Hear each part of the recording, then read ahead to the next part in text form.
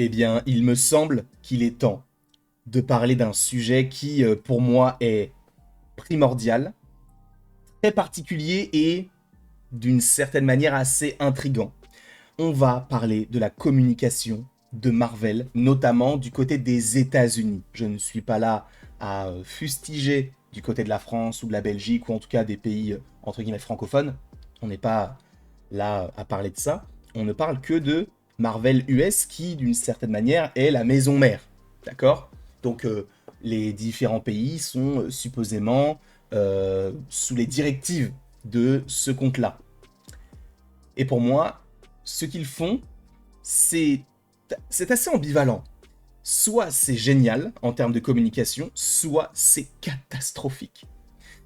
Et en fait, disons que ça commence par être génial pour tous les projets, et après, ça part un petit peu dans tous les sens. C'est-à-dire que habituellement, du côté de Marvel, on va dire que pour un gros projet, allez, 4 mois avant la sortie du film, on pourrait avoir en peut-être 5 mois, on va dire 5 mois avant la sortie du film, on pourrait avoir le premier trailer, le premier teaser trailer. Un mois et demi plus tard, voire 2 mois plus tard, on a le premier vrai gros trailer. Un mois plus tard, un troisième trailer ou un deuxième trailer, tout dépend de ce que vous qualifieriez de trailer par rapport au teaser. Et après, donc ça, tu vois, c'est plutôt espacé, ça nous laisse le temps de digérer la chose, etc. Sauf qu'après, Marvel décide de faire quasiment toutes les semaines un TV spot ou ce genre de choses. Alors, TV spot, qu'est-ce que c'est? C'est un spot publicitaire à la télé. Sauf que, bah, dans le monde entier, pour que nous puissions le voir, bah, il le dévoile sur Internet. Et il y a une communication qui est vraiment assez active, on va dire ça comme ça, par rapport au projet. Donc là où au début, on a un espace assez conséquent, au début, à la fin, c'est, on va dire, assez condensé. Et donc, c'est vrai que bah, ça peut rebuter un peu certaines personnes en disant « Ah, mais ça, j'ai déjà vu plein de fois. Est-ce que j'ai pas déjà vu tout le film ?» Et c'est vrai, c'est une question qu'on peut se poser. C'est une question qu'on est en droit de se poser. Et si on va même encore plus loin, c'est... Je ne dirais pas que ça spoil, mais disons que, par exemple, là, on avait la pub Little Caesar, donc une pizzeria qui a fait un partenariat avec les 4 Fantastiques qui nous présentaient un nouveau méchant, Giganto.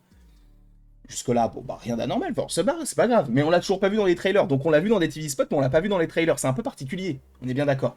Mais on n'est pas là pour parler, admettons, des 4 Fantastiques là. En fait, j'ai eu l'idée de vous proposer cette vidéo par rapport à ce projet-là, Ironheart. Il faut qu'on en parle, parce que pour moi, c'est catastrophique. C'est catastrophique. Parce qu'en fait, je sais ce que tu vas me dire. Tu vas me dire, mais comment est-ce que tu peux dire qu'une communication est catastrophique alors que toi-même ta communication n'est pas bonne? Moi, c'est pas. Enfin, c'est-à-dire que. C'est pas parce que tu n'es pas cuisinier, et je le rappelle tout le temps, que tu ne peux pas donner ton avis sur un plat. Là, c'est la même chose. Là, je ne parle pas en tant que créateur de contenu, ça je m'en moque. Je parle en tant que spectateur, d'accord? Qui se renseigne un minimum sur l'univers que j'affectionne particulièrement. J'ai envie de savoir un petit peu bah, ce qui arrive et tout, et même sans me renseigner.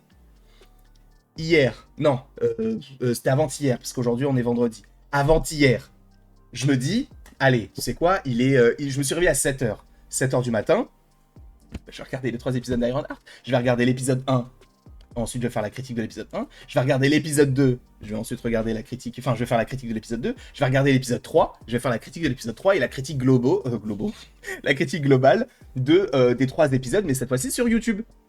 Ok, jusque-là, vous captez, c'est ce que j'ai fait.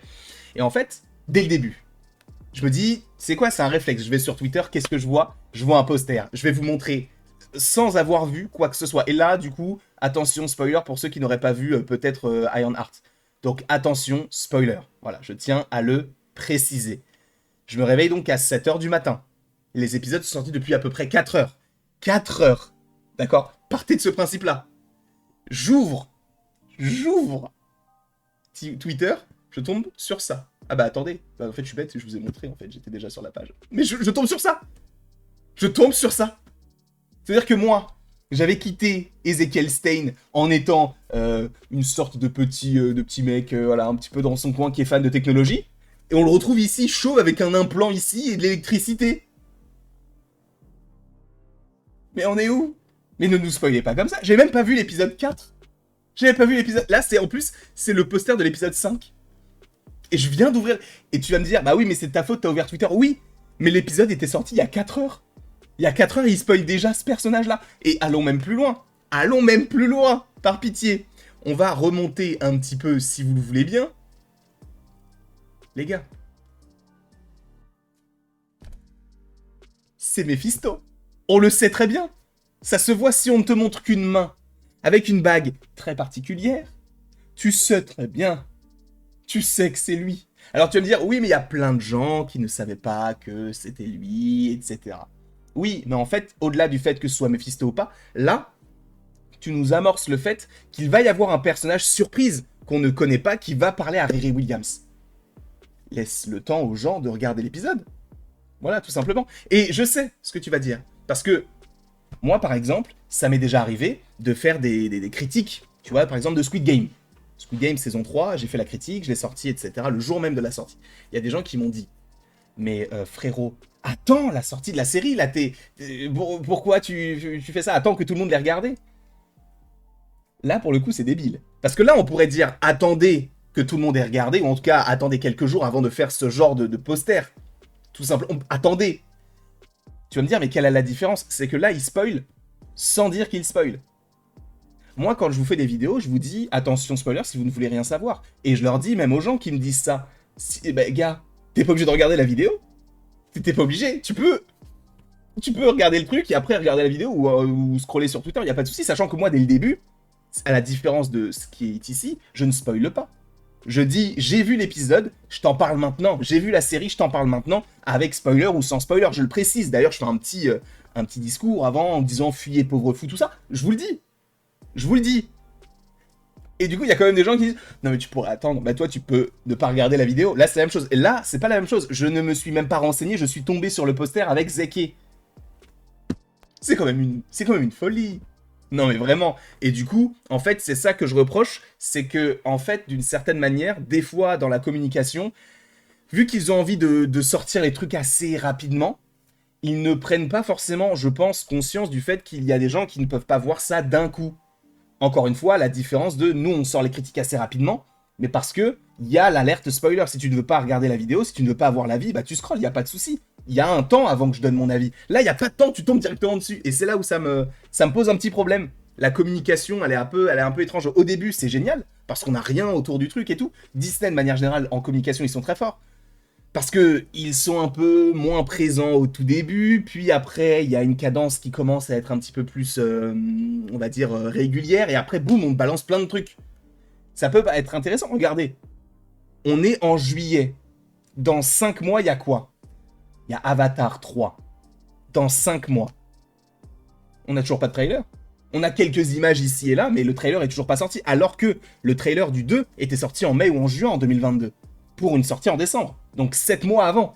Là, on est 5 mois avant, on n'a toujours rien. C'est pas grave. C'est la communication qui veut, et justement, en fait, je dirais même qu'Avatar n'a même pas besoin de trailer pour faire milliards. Juste, on te dit qu'il y a un film Avatar, les gens vont aller voir le film. Ils vont faire milliards, c'est sûr. Après, est-ce qu'ils vont faire 2 milliards? Je ne sais pas. Mais ça donne envie aux gens, en fait.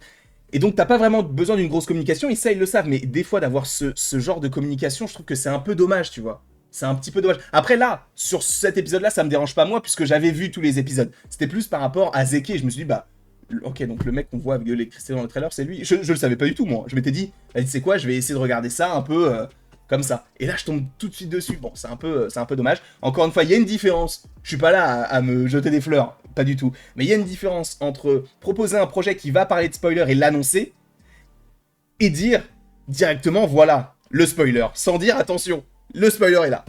C'est dommage. Bref, en tout cas, c'est mon avis par rapport à ça. Je ne sais pas ce que vous en pensez. Donnez-moi votre avis dans les commentaires. N'hésitez pas à aimer, à partager, à vous abonner. Bref, faites ce que vous voulez. Et après tout ceci, il ne me reste donc plus qu'à vous dire à la prochaine. Pour la prochaine. Et encore une fois, merci beaucoup à vous d'avoir été présents. On se retrouve d'ici quelques temps pour de nouvelles vidéos et pour de nouvelles aventures. Et d'ici là, bah écoutez, passez une excellente journée, tout simplement.